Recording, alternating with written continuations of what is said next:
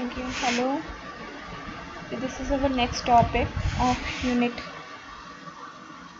3, Clean Energy Technology. Let us start this topic. इससे पहले हमने जो पढ़ा था that was energy efficiency and conservation of energy. तो वहाँ पे हमने ऑलरेडी ये समझ लिया है कि किस तरह से हम एनर्जी को एफिशिएंटली यूटिलाइज़ करके अलग अलग तरह से कंजर्व कर सकते हैं। हमने वहाँ पे एनर्जी के कंजर्वेशन लेवल्स भी पढ़े थे, जहाँ पे हमने अलग अलग लेवल्स में उनकी इम्पोर्टेंस और उनकी कंजर्वेशन मेथड समझे थे।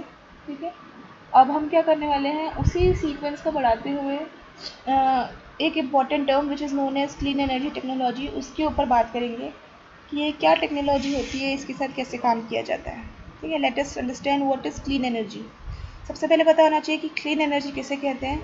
तो clean energy basically it refers to the energy produced from natural resources that are sustainable and so can be replenished over a period of time. तो अगर आप ये डेफिनेशन पढ़ेंगे तो आपको बहुत सिमिलर लगेगी रिन्यूएबल एनर्जी के रेफरेंस में। तो क्लीन एनर्जी, रिन्यूएबल एनर्जी या फिर ग्रीन एनर्जी, ये तीनों एक ही बात होती है। तो जो रिन्यूएबल एनर्जी का मतलब है या उसकी प्रॉपर्टीज़ हैं या उसकी डेफिनेशन है, the same thing refers to as clean energy. तो ऐसी कोई भी एनर्जी जो नेचुरल रिसोर्सेज से उत्पन्न होती हो, जो कि सस्टेनेबल हो इन नेचर और जो कि रीजनरेट होने में कंपैरेटिवली कम समय लगाती हो, वो हमारी क्लीन एनर्जी कहलाती है। ठीक है, the production of any clean energy does not result in the creation of environmental debt. Environmental debt कहने का मतलब क्या है, ऐसा कोई भी एनवायरमेंटल वेस्ट, ऐसा कोई भी सीरियस हजार्डस वेस्ट इस तरह की एनर्जी से रिलीज़ नहीं होता है। किसी भी तरह के साइड इफ़ेक्ट्स, एडिशनल प्रॉब्लम्स इस एनर्जी के यूटिलाइजेशन से हमको देखने को नहीं मिलते हैं। तो इस तरह की energy basically is more beneficial because it provides you ample amount of energy to utilize in different forms such as wind energy, solar energy, water or hydro energy, geothermal energy, bioenergy, biomass energy, but it do not produce any kind of solid waste, additional bio waste, byproduct waste, and it do not harm the environment at all. So it is known as, because of this basic property, it is known as clean energy. ठीक है, the technologies that are used in producing in producing this energy pollutes less or do not pollute at all, while they also do not utilize resources that cannot be easily renewed. दो तरीके हैं जब भी आप clean energy के reference पे बात कर रहे होंगे। तो जब भी हम क्लीन एनर्जी को रिकॉर्ड कर रहे होंगे या क्लीन एनर्जी को यूज़ या यूटिलाइज़ कर रहे होंगे, तो इस एनर्जी में हम रिन्यूएबल रिसोर्सेज की सारी प्रॉपर्टी देखने के साथ साथ चेंजेस कब पाएंगे, जब इसमें हम इसको किसी टेक्नोलॉजी के रेफरेंस में जोड़ दें। आप ये समझते हो उसका नेचुरल फॉर्म, उसकी नेचुरल क्लीन एनर्जी के नाम से जाना जा रहा है, पर जब उसको यूटिलाइज़ करना होगा तो हमें कुछ टेक्नोलॉजी उसके साथ बाइंड करनी पड़ेगी ताकि उस टेक्नोलॉजी की वजह से हम उसका मैक्सिमम यूटिलाइजेशन एक्सट्रैक्ट कर पाएँ। तो यहाँ कहा जा रहा है कि जब भी आप क्लीन एनर्जी को यूटिलाइज़ कर रहे होगे, तब जो भी आप टेक्नोलॉजी यूज़ कर रहे हो वो या तो बिल्कुल भी पॉल्यूशन नहीं कर रहा होगा या फिर नेग्लिजिबल पॉल्यूशन ऐड कर रहा होगा एनवायरनमेंट में, जिसके वजह से इसके यूटिलाइजेशन को प्रमोट किया जा सकता है। ऑल्सो जब भी आप इस तरह की टेक्नोलॉजी यूज़ कर रहे होगे तो वो कुछ ऐसे रिसोर्सेज यूज़ कर रहे होगी जो हो सकता है उसके एक्चुअल फॉर्म में ना हो, बट उसके बाद भी वो रिप्लेनिश होने वाले स्टेट में रहते हैं, यानी कि वो रिन्यूड किए जा सकते हैं इजीली। वो नॉन रिन्यूएबल रिसोर्सेज बिल्कुल भी नहीं होंगे। ओके, तो this was clean energy. Now what is clean energy technology? The clean energy technology is an important tool to ensure clean energy substitution. तो क्लीन एनर्जी टेक्नोलॉजी क्या है? एक ऐसा मीडियम, एक ऐसा माध्यम जिसके हेल्प से हम इंश्योर कर सकें कि हम नॉन रिन्यूएबल रिसोर्सेज की जगह क्लीन एनर्जी रिसोर्सेज या क्लीन एनर्जी के सब्स्टिट्यूट्स को यूज़ कर सकते हैं। ठीक है, यहाँ पे एक एग्जांपल बहुत अच्छा है। China has developed a host of innovations and applications in clean power generation and operation technologies, giving a strong impetus to large scale exploration and integration of clean energy. तो China is basically the host जो इस clean energy technology पे बहुत बड़े level पे काम कर रहा है. अलग अलग तरह के पावर जनरेशन क्लीन एनर्जी के रेफरेंस में किए जा रहे हैं. Multiple operations, multiple technologies day to day time में बिल्ड की जा रही हैं जो लार्ज स्केल में इस क्लीन एनर्जी के यूटिलाइजेशन को, इंटीग्रेशन को सपोर्ट कर रहा है. तो जब भी आप क्लीन एनर्जी टेक्नोलॉजी की बात कर रहे होगे तो आपको क्या करना पड़ेगा, दो बातों का ध्यान में रखना पड़ेगा कि पहली चीज़ कि हम किस फॉर्म ऑफ एनर्जी को किस तरह से यूटिलाइज करेंगे. सेकेंड इज़ हमें किस तरह की टेक्नोलॉजी उसके साथ बाइंड करनी है सो दैट उसका मैक्सिमम यूटिलाइजेशन या मैक्सिमम एक्सट्रैक्शन में निकाल पाऊँ. तो क्लीन एनर्जी हर तरह का नेचुरल या रिन्यूएबल एनर्जी जो certain form of energy provide कराता है वो अपने नेचुरल स्टेट में limited amount of energy provide कराता है. हमें क्या करना पड़ता है, उसे कुछ टेक्नोलॉजीज़ के साथ बाइंड करना पड़ता है सो दैट उसमें से ज़्यादा एनर्जी एक्सट्रैक्ट की जा सके. अब ये प्रोसेस थोड़ा सा टाइम कंज्यूमिंग, थोड़ा सा ब्रेनस्टॉर्मिंग रिक्वायर करता है. यानी कि हमें ऐसी कोई सिंपलेस्ट ईजीएस्ट टेक्नोलॉजी एम्बेड करनी पड़ेगी जो कम रिसोर्सेज के साथ आपको ज़्यादा यूटिलाइजेशन प्रोवाइड करा सके. साथ ही साथ हमें इस बात का ध्यान देना पड़ेगा कि ये किसी भी तरह का नेचुरल या हैज़ार्डस वेस्ट जनरेट न करें, तभी ये क्लीन एनर्जी के रेफरेंस में यूज़ किया जा सकता है. Otherwise it will be like any other energy resource. Okay, ठीक है. तो जब भी हम क्लीन एनर्जी की बात करते हैं तो clean energy technology it is also known as clean tech. It is a process, it is a product or a service that reduces negative environmental impacts through significant energy efficiency improvements, the sustainable use of resources और environmental protection activities. तो आप यहाँ पे बात देखेंगे जो अभी हमने बात करी थी सेम चीज़ें हैं. क्या करना है आपको, सारे नेगेटिव environmental impacts को ख़त्म करने के लिए जो टेक्नोलॉजी यूज़ हो रही है, जो एनर्जी को एफिशिएंटली इम्प्रूव कर सके, जो उसका सस्टेनेबल यूज़ कर सके, जो एनवायरनमेंट को प्रोटेक्ट कर सके, उस तरह की टेक्नोलॉजी आपकी क्लीन टेक्नोलॉजी कही जाएगी. आप इस बात को ध्यान रखें, जैसे ही आप किसी हैज़ार्डस वेस्ट या किसी एनवायरमेंटल हैज़ार्ड को प्रोड्यूस करने लग गए किसी एनर्जी के रेफरेंस में, तब आपकी एनर्जी बिल्कुल भी क्लीन टेक्नोलॉजी के रेफरेंस में नहीं स्टडी की जा सकती है. Environmental finance is a method by which new technology projects that have proven that they are additional or beyond business as usual can obtain financing through the generation of carbon credits. ये carbon credits basically क्या है, ऐसे structures हैं जो इस तरह की technology को सप्रेस करते हैं. इनका काम क्या है, ऐसे स्ट्रक्चर्स को मेंटेन करना जो एनवायरमेंटल हैज़ार्ड प्रोड्यूस न करता हो. ओके, ठीक है. So the project that is developed with the concern of climate change mitigation is also known as carbon project. तो जो भी प्रोजेक्ट इस कार्बन, यहाँ पे मैं आपको एक बार फिर से बता दूँ, यहाँ पे हम कार्बन क्रेडिट या कार्बन प्रोजेक्ट की बात क्यों कर रहे हैं, क्योंकि जब भी क्लीन एनर्जी टेक्नोलॉजी को इम्प्लीमेंट किया जाता है तो उसका मेन फोकस या मेन ऑब्जेक्टिव रहता है जितना भी एनवायरमेंटल पोल्यूशन, एनवायरमेंटल हैज़ार्ड हमारे एनवायरनमेंट में मौजूद है उसको सप्रेस करना, उसको कम करने की कोशिश करना, साथ ही साथ एनर्जी को प्रोड्यूस करना. तो जब आप एनर्जी को प्रोड्यूस करवा रहे हैं तो आपका काम है ना तो एडिशनल वेस्ट जनरेट करना, प्लस ये कोशिश करना कि आप कैसे एग्जिस्टिंग वेस्ट को सप्रेस कर सकते हैं. तो यहाँ पे हमारा सबसे ज़्यादा हज़ार्डस रोल जो निभाता है that is carbon and carbon oxides. तो उनके प्रेजेंस को सप्रेस करने के लिए अलग अलग तरह के कार्बन प्रोजेक्ट्स या कार्बन क्रेडिट्स चलते हैं जो इस टेक्नोलॉजी के थ्रू उनको रिड्यूस करने में हेल्प करते हैं. ओके, तो there are few technologies included that are included in clean technology. तो जब भी आप क्लीन टेक्नोलॉजी को इम्प्लीमेंट कर रहे होगे तो देर आर फ्यू टेक्नोलॉजीज जो इसके अंदर यूटिलाइज की जाती हैं. That is first is your recycling. I hope recycling समझ में आता होगा. रिसाइकलिंग का मतलब क्या है, किसी भी प्रोडक्ट को एज अ वेस्ट ट्रीट न करना, उसको रीयूटिलाइज करवा पाना सो दैट उसकी रेसिड्यू से जो भी एनर्जी बचती है उसको यूटिलाइज किया जा सके। नेक्स्ट इज रिन्यूएबल एनर्जी, ऐसे फॉर्म्स ऑफ एनर्जी जो क्लीन एनर्जी की तरह से यूज़ हो सकते हैं, ठीक है, सस्टेनेबल फॉर्म में यूज़ हो सकते हैं, वो आपकी क्या है, क्लीन रिन्यूएबल एनर्जीज है।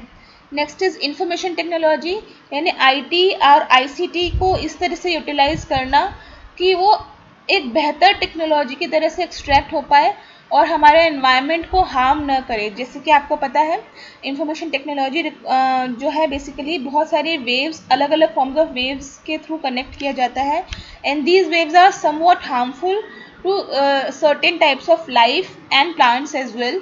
तो इस टेक्नोलॉजी को भी एडवांस करना या मॉड्यूलेट करना सो दैट ये क्लीन एनर्जी के रेफरेंस में कम हार्मफुल इम्पैक्ट्स शो कर सके। Next is your green transportation. Green transportation is referred to changes in your transportation sector, जहाँ पे हमने देखा है कि ट्रांसपोर्टेशन जो भी हमारी सीरीज है, जो स्ट्रक्चर है, that requires a lot of energy consumption, and it produce a lot of hazardous and not environmental friendly byproducts which are basically polluting the environmental continuously. So what we are required to do is to basically modify, to change these transportation strategies and convert it into the form of green technology or green transportation, so that less amount of waste is present in our environment and less pollution is recorded. Okay. Next is electric Motors, ये भी एक technology है जो clean technology के अंदर आती है, यानी इलेक्ट्रिसिटी के हेल्प से जो मोटर्स या मशीनरीज बनती हैं उनके मॉडिफिकेशन, उनकी बेटर टेक्नोलॉजी जो कम एनर्जी यूटिलाइज करके बेटर प्रोडक्ट्स प्रोवाइड करा सके।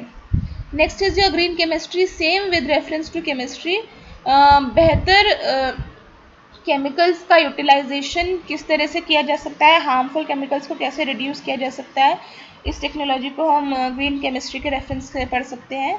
लाइटनिंग, जो हम ऑलरेडी समझ चुके हैं, किस तरह से lightning strategies house hold areas में हम इम्प्लीमेंट करें ताकि कम एनर्जी यूटिलाइजेशन में बेहतर रिजल्ट हम पा सकें। ठीक है, तो ये कुछ टेक्नोलॉजीज़ हैं जो हम यूज़ करते हैं, right. Next is forms of clean energy. ये क्लीन एनर्जी आपको किस किस फॉर्म में अवेलेबल है?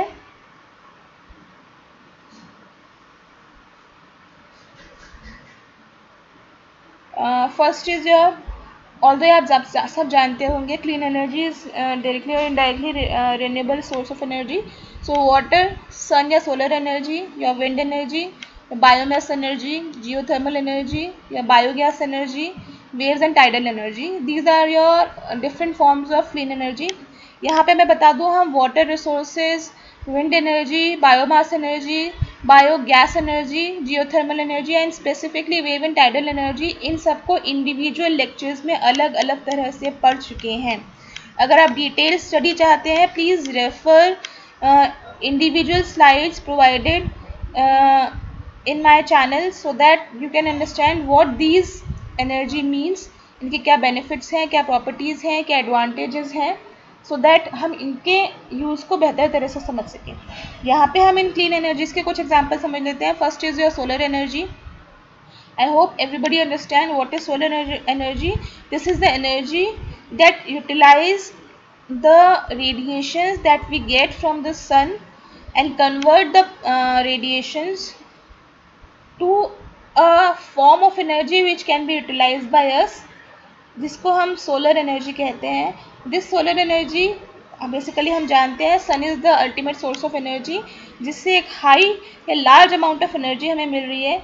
बस द प्रॉब्लम इज़ कि हम उसको उसके एक्चुअल फॉर्म में या उसके ओरिजिनल वर्जन में यूटिलाइज नहीं कर सकते हैं। तो हमें करना क्या है, उसको कन्वर्ट करना है in our utilize so that we can utilize it better. तो ऐसे फॉर्म ऑफ एनर्जी का कन्वर्जन बेसिकली अलग अलग पर्पज़ के लिए स्पेसिफिकली यूज़ किया जा सकता है। We can use solar water heaters, we can use solar electricity generation, we can use solar tube lights, we can use solar lamps, we can use solar cookers etcetera. तो तो this form of energy can be converted into different forms of energy and it is a renewable form of energy. It requires a small setup to convert the solar energy into certain form of electricity energy.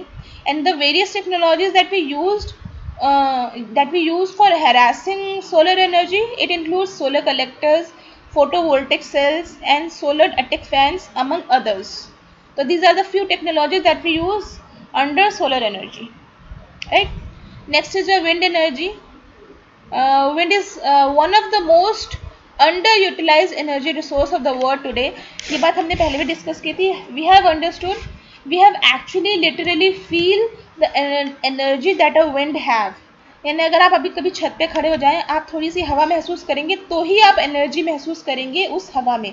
यानी wind have a very large potential, large amount of energy, but the only problem is उस energy को सही तरह से redirect या सही तरह से यूटिलाइज करने के मेथड्स उतने फास्ट या उतने कमर्शियली यूज़ नहीं हो पाते हैं.